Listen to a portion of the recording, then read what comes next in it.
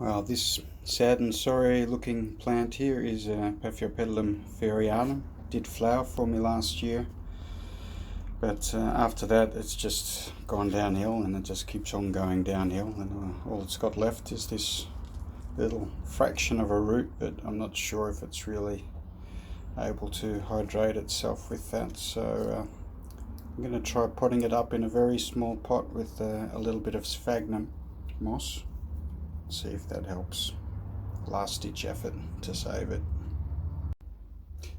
And there it is, potted up in the tiniest little pot I could find. So just to give you an indication, that's the smallest pot I've got with a bit of sphagnum moss.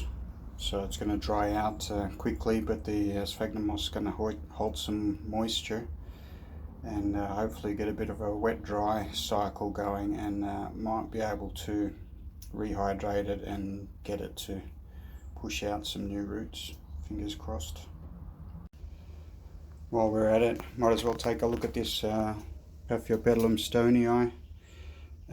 Similar story here. This was a more recent acquisition in January, and when I took it out of the pot and had a look at the roots recently, there wasn't much left, so I repotted it. This is also a mix with sphagnum moss. It is looking a little bit better, a little bit happier, but yeah, there's not much growth to speak of, so it's also a bit touch and go.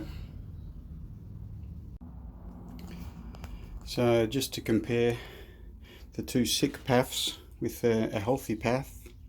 It's also a fairly recent acquisition, but you can see this is Paphiopedilum lowii. It's got a couple of root tips growing there, and another one over here. And this plant looks happy. This is what you're looking for in your Paphs. That's why I like the clear plastic pots.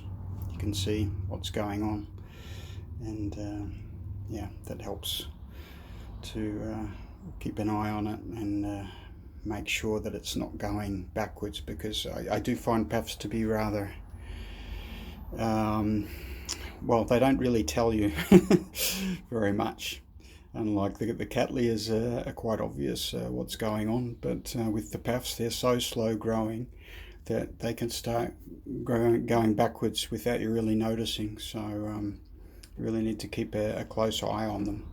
And as soon as you start to see some signs of deterioration, like the leaves not nice and plump like these ones, they start to look a bit dehydrated, then you need to straight away repot them, get them into a fresh mix.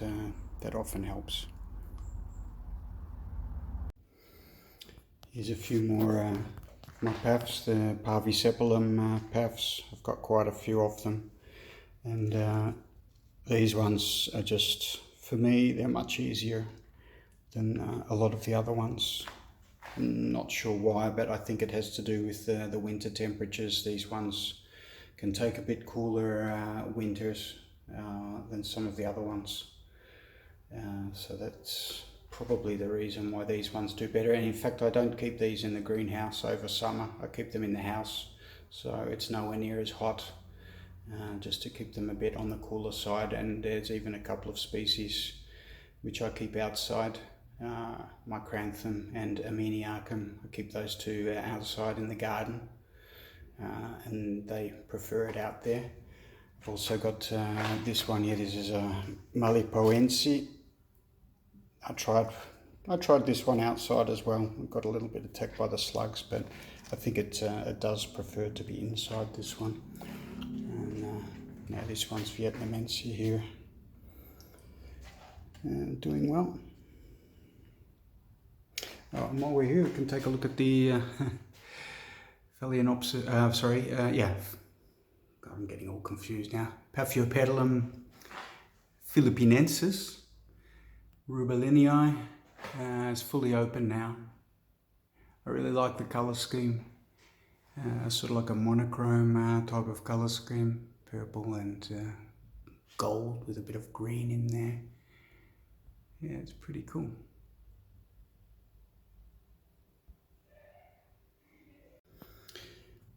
This little Phalaenopsis just opened up.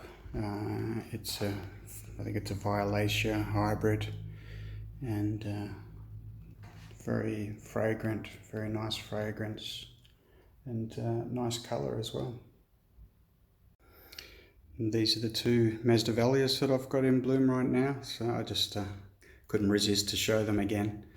Veitchiana here on the right with a much larger flower, and Ignea on the left with more flowers. And yes, I'm just keeping them indoors at the moment, but once they've finished flowering, probably put them out into the garden. It's a bit cooler. And this one is Vanda flabellata. It was just opening up last time. It's also known as an orchids, but apparently it's now regarded as a Vanda, although it does look a lot like an orchids to me with that little what is it, the pouch underneath the flower. Very colourful and nice fragrance as well, so very happy with that one. And this is Vanda bensonii once more. Yeah, this one has really grown on me. Really subtle kind of beauty with the soft lavender on the lip and also on the back of the flower. It's really very nice.